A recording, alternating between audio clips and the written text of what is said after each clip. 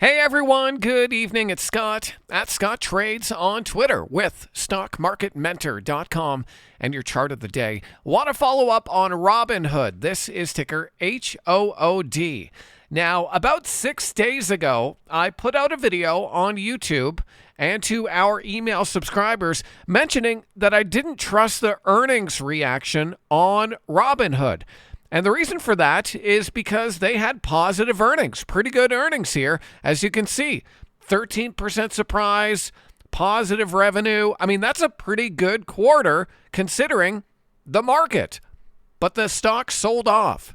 Now, here's the thing. It sold off, but it didn't break down. You can see how the blue line here, the 21-day exponential period moving average, acted as support. So even when the stock tried to break down, buyers stepped in and scooped up those dips. Now, one early tell about this stock was the fact that we made a low here on Monday at 45.56. And then on Tuesday, we made another low, but it was higher at 45.82.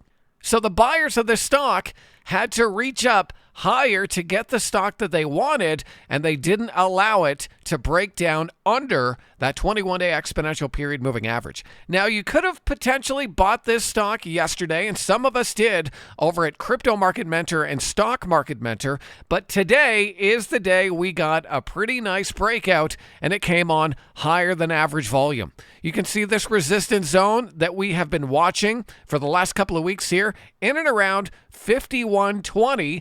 It got above that level, held above that level, and closed near the highs. Now, there was a little bit of selling into the close, but that's probably just short-term traders taking profits. No big deal. The stock is still up after hours, and we'll see what it does into tomorrow. But what I would look for, if you took this trade idea, I'd look for a potential retest of the highs up here at around $67. I think that that is a pretty logical level of resistance for this stock to test if it does, in fact, continue to make new highs. If you missed this trade at this point, I'd probably look for a pullback bounce off the 8-day or, again, that 21-day exponential period moving average if it does pull back.